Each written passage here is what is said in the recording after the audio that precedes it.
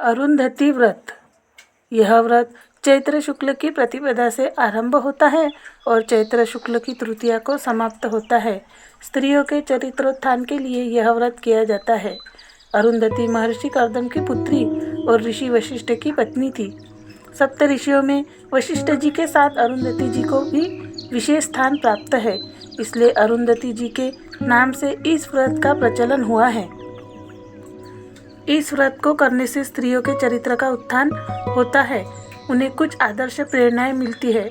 इस व्रत को करने से बाल वैधव्य का दोष भी दूर हो जाता है और स्त्रियों को अटल सौभाग्य की प्राप्ति होती है। किसी भी नदी में स्नान करके पश्चात इस व्रत को करने का विशेष विधान है।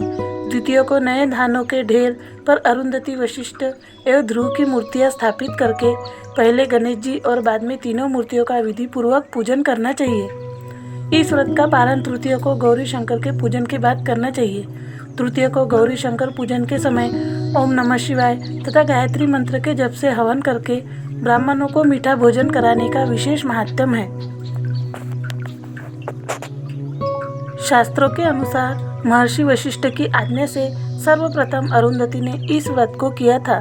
जन्म जन्मांतर के वैधव्य को दोष से बचने के लिए स्त्रियों को यह व्रत अवश्य करना चाहिए। गुड़ी पड़वा। चैत्र शुक्ल एकम को गुड़ी पड़वा का त्योहार मनाया जाता है। यह हिंदू संस्कृति के अनुसार नव वर्ष का प्रथम दिवस है। इस दिन भगवान को मिष्टान का भोग लगावे, साथ ही में नीम के पत्ते, काली मिर्ची, सूट, धनिया, शक्कर या मिश्री मिलाकर प्रसाद रूप में सबको वितरित करते हैं और स्वयं भी खाते हैं। आरोग्य शास्त्र के अनुसार यह रीति महत्वपूर्ण है क्योंकि नीम, काली मिर्च, सूट आरोग्य प्रदान करने वाले पदार्थ है। यह दिन शुभ दिन है, अतः प्रत्येक शुभ कार्य का प्रारंभ इसी दिन किया जाता है। चैत्री दशहरे के दिन सभी श्रद्धालु माता जी की पूजा करके ढोक देवे। यह दिन 3:30 मुहूर्त के अंदर का दिन माना जाता है। सिंजारा एवं गणगौर। यह सौभाग्यप्रद व्रत उत्सव स्त्रियों का महत्वपूर्ण त्योहार है। प्रायः सभी प्रांतों में थोड़े थोड़े अंतर से मनाया जाता है। पुराणों में तथा धर्मशास्त्र के ग्रंथों में इसे गौरी उत्सव, गौरी तृतीया या ईश्वर गौरी आदि नामों से जाना जाता है। इसे चैत्र शुक्ला तीज को मनाते हैं। सिंजारा।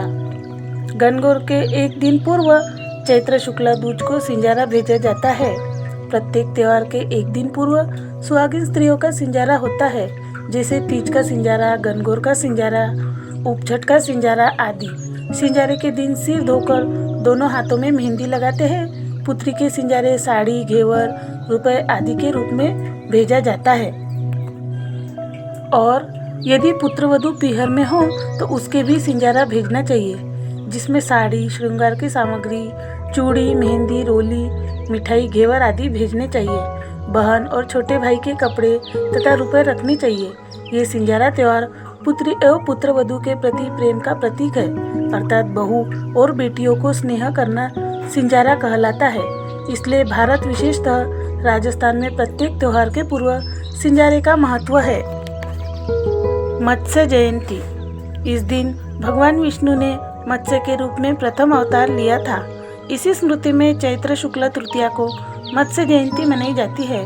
इस अवसर पर प्रातः स्नान आदि से निवृत्त होकर द्वार पर भगवान मत्स्य की मूर्ति अंकित कर पूजन करें। इस दिन मछलियों को आटे की गोलियां खिलाने से पुण्य की प्राप्ति होती है। भगवान मत्स्य के अवतार की कथा कहने एवं श्रवण करने से लौकिक कष्टों से मुक्ति मिलती है। इस दिन मत्स्य पुराण का पाठ भी करना श्रेष्ठ माना जाता है। गणेश दमनक चतुर्थी। चैत्र सुदी मध्याह्न चतुर्थी को मोदक आदि से गणपति जी का पूजन कर दमन का आरोपण करें। इससे विघ्नों का नाश होता है और समस्त कामनाओं की पूर्ति होगी। श्री व्रत। विष्णु धर्मोत्तर पुराण के अनुसार यह व्रत चैत्र शुक्ल पंचमी को किया जाता है। इस हेतु तृतीय को स्नान आदि से निवृत्त होकर स्वच्छ श्वेत वस्त्र धारण करें। इस दिन संपूर्ण समय व्रत में संलग्न रहे और दही, घी एवं भात का भोजन करते हैं। एक दिन पूर्व अर्थात चतुर्थी को स्नान करके यह व्रत रखें और पंचमी को प्रातः स्नान आदि करके लक्ष्मी जी का पूजन करें। पूजन में धान्य, हल्दी, अदरक, गन्ने, गुड़ और लवण आदि अर्पित करें।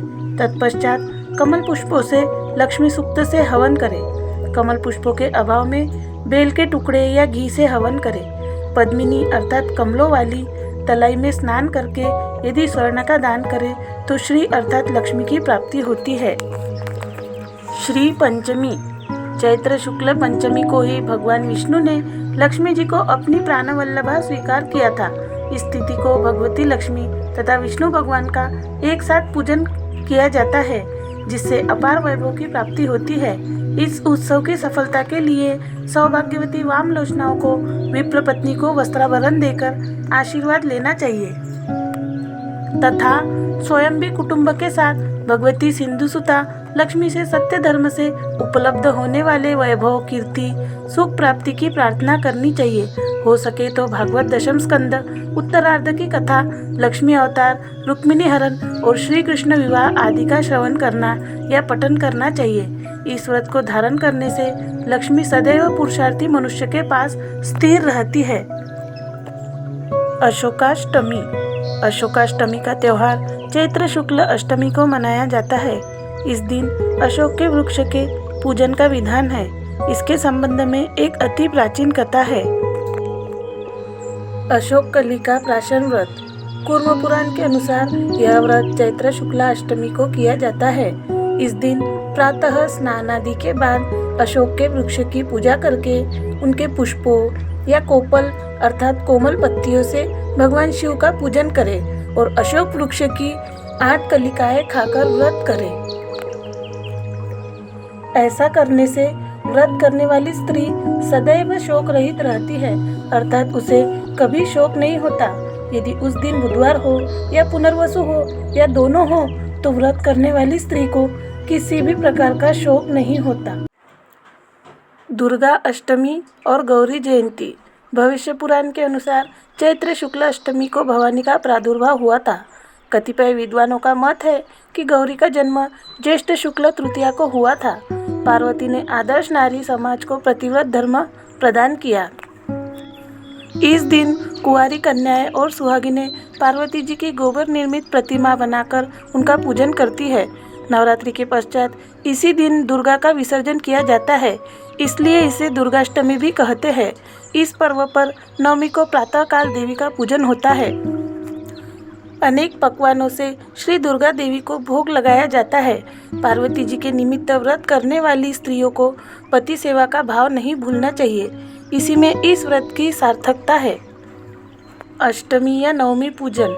जिनके घर चैत्र शुक्ल अष्टमी नवमी तिथि को नवरात्र के 8वें या 9वें दिन श्री दुर्गा माता जी की पूजा होती है, उनके घर अष्टमी या नवमी को माता जी के भोग लगावे।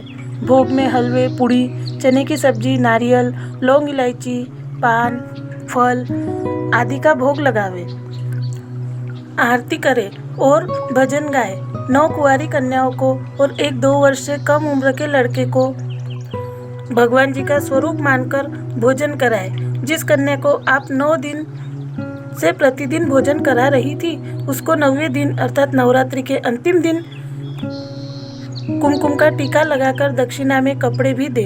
अन्य सभी कन्याओं को एवं एक लड़के को टीका लगाकर दक्षिणा दे। नवरात्रि में स्त्रियों द्वारा नित्य प्रति माता जी की षोडशोपचार विधि द्वारा पूजा की जाती है और 16 श्रृंगार की संपूर्ण सामग्री माता जी को अर्पित की जाती है। सुहागिन अर्थात विवाहित स्त्रियां अपने सुहाग अर्थात पति की अमरता हेतु प्रार्थना एवं पूजा करती है, क्योंकि श्री दुर्गे माता सुहाग की अमरता एवं मनोकामनाएं पूर्ण करने वाली देवी है। अतः नवरात्रि में 9 दिनों तक व्रत रखना चाहिए, उपवास रखने चाहिए और विभिन्न स्त्रोतों एवं मंत्रोपासना से देवी को प्रसन्न करने का प्रयास करना चाहिए। रामनवमी। विष्णु धर्मोत्तर पुराण के अनुसार इस व्रत की चारों जयंतियों में गणना है। यह चैत्र शुक्ल नवमी को किया जाता है। इससे मध्याह्न व्यापिनी शुद्धा तिथि ली जाती है। यदि 2 दिन मध्याह्न व्यापिनी हो या दोनों में न हो तो पहले दिन व्रत करना चाहिए। इसमें अष्टमी का वेद हो तो निषेध नहीं है, किंतु दशमी का वेद वर्जित है। यह व्रत नित्य, निमित्तक और काम्य 3 प्रकार का होता है। नित्य होने के कारण निष्काम भावना रखकर यदि इसे आजीवन किया जाए तो इसका अनंत और अमिट फल होता है, किसी निमित्त या कामना से किया जाए तो इसका यथेष्ट फल प्राप्त होता है। मातृका व्रत। विष्णु धर्म पुराण के अनुसार यह व्रत भी चैत्र शुक्ल नवमी को ही होता है। इसमें भैरव और 64 योगिनियों का श्वेत रंग के पुष्पों एवं गंध आदि द्वारा पूजन किया जाता है। अनंग पूजन व्रत। इस व्रत को चैत्र शुक्ल एकादशी को मनाते हैं।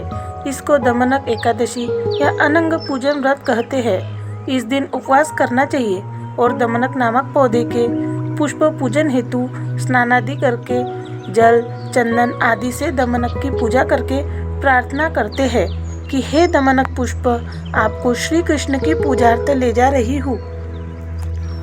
ऐसा कहकर उन पुष्पों को शुद्ध जल में प्रक्षालन करके देवता के समक्ष रखे और पूजन करें, जिसमें अनंग के आह्वान हेतु निम्न मंत्र का उच्चारण करें। पूजन पुण्य यानी कि पूर्णिमा। शास्त्रानुसार यह उत्सव चैत्र शुक्ल की पूर्णिमा को मनाया जाता है।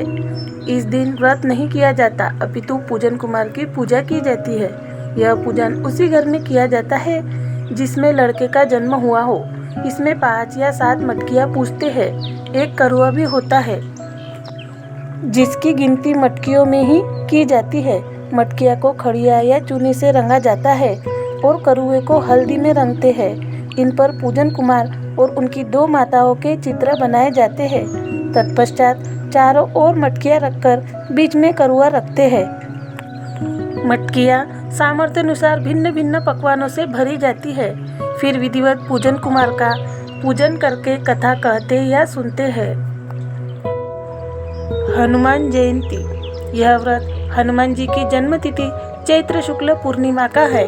हनुमान जयंती के दिन सूर्योदय से पूर्व उठकर राम जानकी और हनुमान जी का स्मरण करके प्रातः स्नानादि से निवृत्त हुए। इसके बाद हाथ में जल लेकर संकल्प करके हनुमान जी की प्रतिमा के समीप पूर्व या उत्तर की ओर मुख करके बैठे और विनम्रता से प्रार्थना करें।